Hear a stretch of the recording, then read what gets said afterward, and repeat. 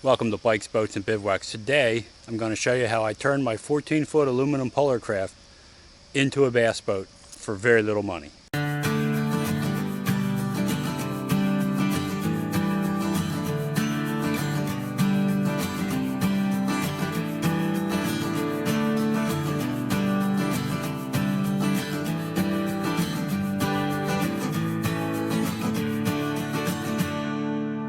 Okay, we're going to go over the modifications that I made for this conversion from a typical aluminum fishing boat to a bass boat. So here's what we did. Okay, so in the previous video you saw me install this block and create this for the trolling motor. We switched from a 4-horse Yamaha 4-stroke to an 8-horse twin-cylinder Honda, and increase the speed from 10 to 12 to 18 to 20 prior to these other modifications. I put in these eye hooks so that we can use dock lines. I put them on both sides of the stern, port and starboard. It's easy to attach the dock line, just loop it through so we can tie it up. I added this caddy in the back because I sit here to operate the boat. I can put a drink in here, my cell phone, whatever I want. There were no rod holders in this boat, so I bought these. The rod holders are about 12 bucks a piece, Cabela's. And I use self-tapping metal screws, tied that into the back of the seat, and I put a set of these in, so I have storage for 6 rods. We built the deck. Now the video that I had running when I was building this got corrupted, so I couldn't use it. But you can see underneath is 2x4 construction. There's 2x4 construction under there.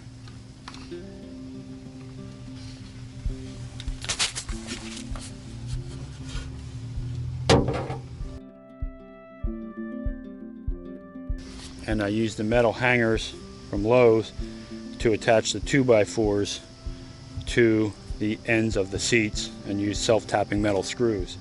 So I built an entire structure underneath the platform to give it strength, and then I also use self-tapping screws to tie it into the seats. This is 1/2-inch plywood, piece of cheap carpet, indoor-outdoor carpet from Lowe's. I got this hatch for $5 from one of the marinas from a boat that they cut apart. And you can see this works really well. My handle, so it goes down through, is simply a screw with nuts and a washer, so it drops down out of your way. I put a chair up front. This piece that is adjustable height-wise was $30 at Cabela's, and the swivel piece, so the seat can swivel, was $11. These seats are about 24 bucks. A regular seat would be $54. I had this one in my garage, so that was free. So it's an easy way to do it. If I would have wanted to spend more money, for about $125 or so, I could have put a full seat on.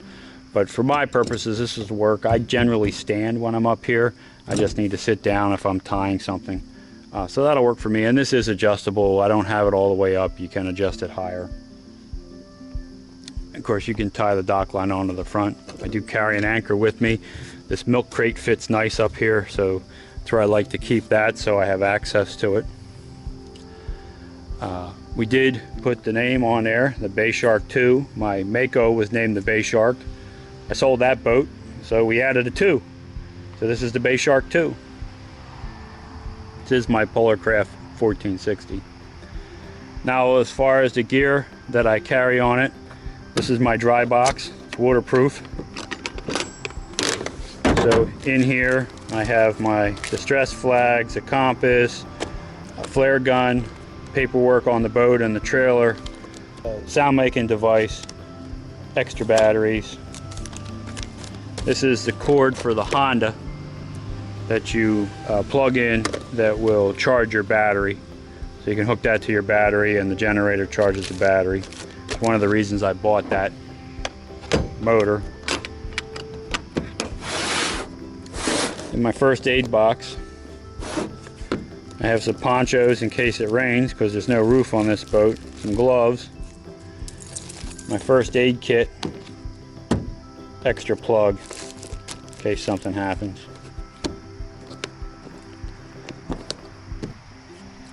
In my toolkit, basic tools in case we break down, try to get us back to shore. And then this was my old dive regulator bag, but I have a different one that I use.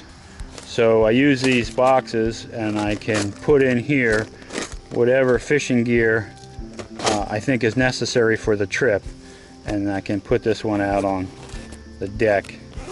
And all of these fit under here, so that's why I put the storage access panel in, so I can store stuff down in there.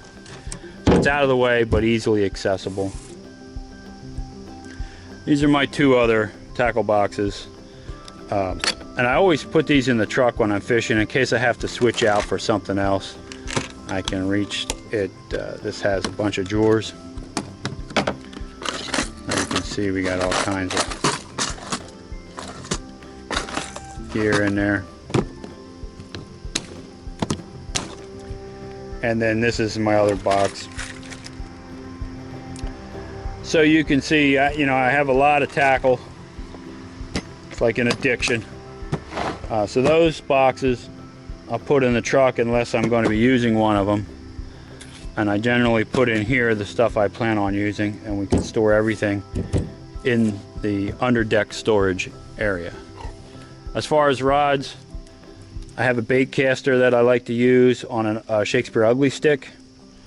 This is a really nice lure that tends to attract trout actually over at the lake.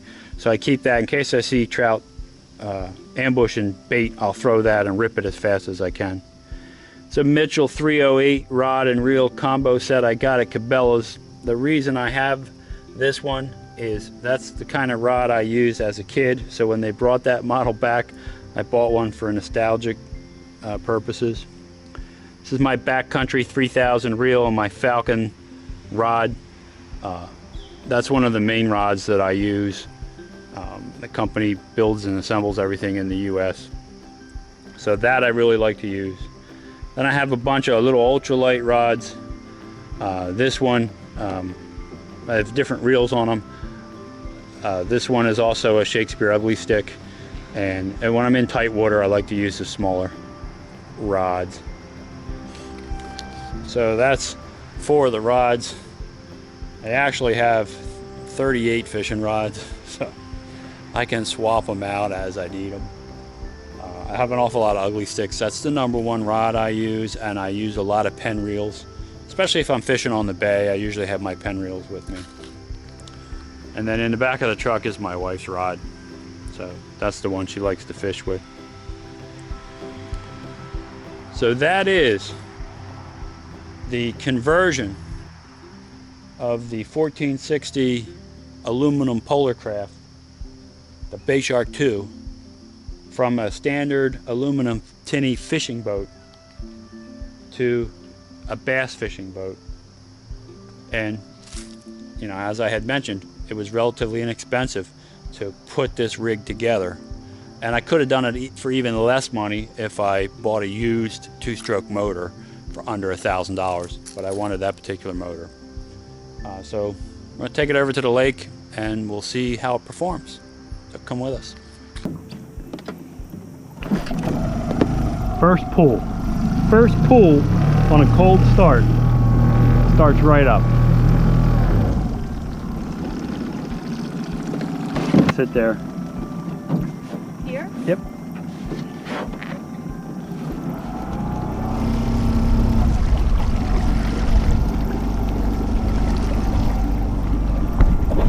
So we put in at the State Hill entrance, the State Hill ramp, and we're going out into the wake area, you know, where we can go faster. And I'll put the speed program on and we'll see what kind of speed we get with the modifications that we made. So right now we're going 3 miles an hour. So we're going to crank crank it up now that we're in the real area.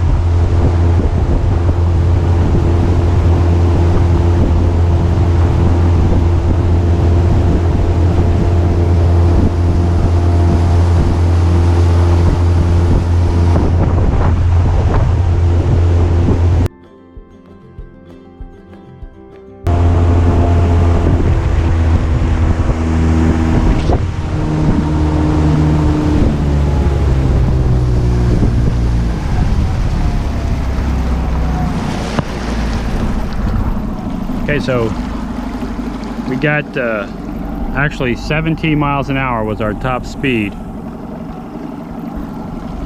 Running the way we are with 2 people and gear. So with the new configuration, it cruises nice around 14. And you know, that's not wide open power, so that's really good on the motor.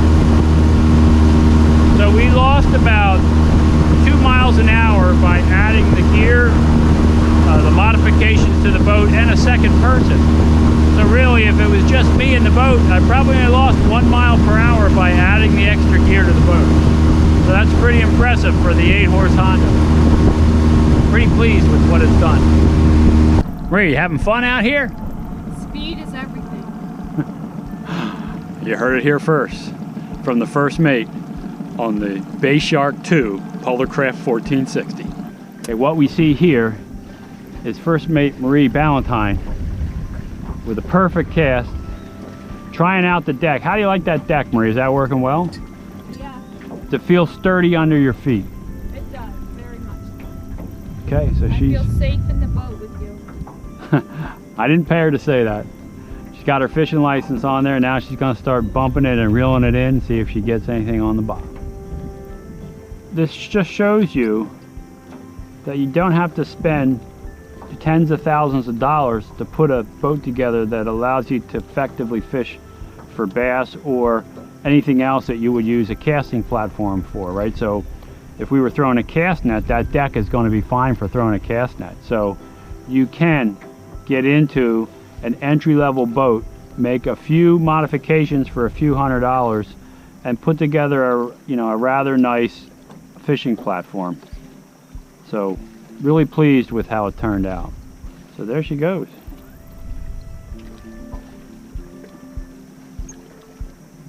What do you think? You can spin on that seat.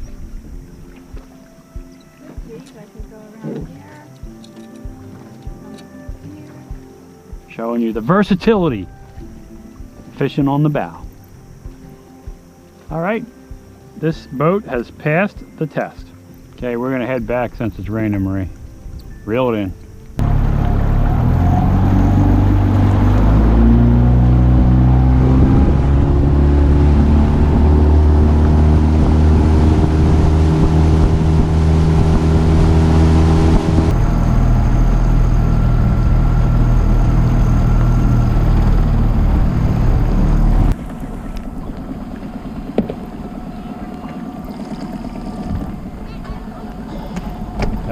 Don't reach for it. There you go. Yep. Okay. Yeah. Go ahead. Yeah, go ahead. If you found this video helpful, consider subscribing to the channel. It's free. It helps me out a lot. Also, ring that bell and you'll be notified every time I put up a new video. And Marie, what else could they do to help us? Thumbs up. on the video. So give the video a thumbs up, that also helps. But more important than all that, go have some fun out there. Thanks for watching.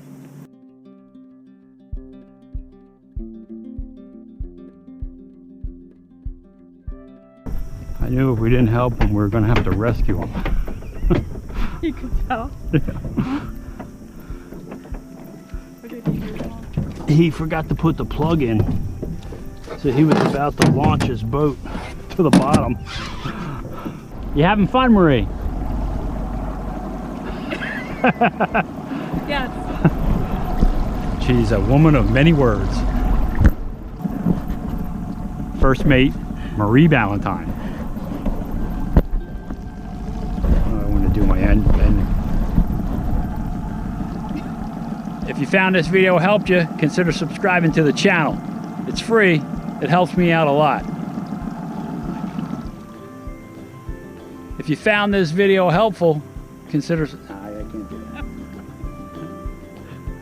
I'm sorry, go ahead. Fishing rod, and you're going to stand up there and cast towards the shore.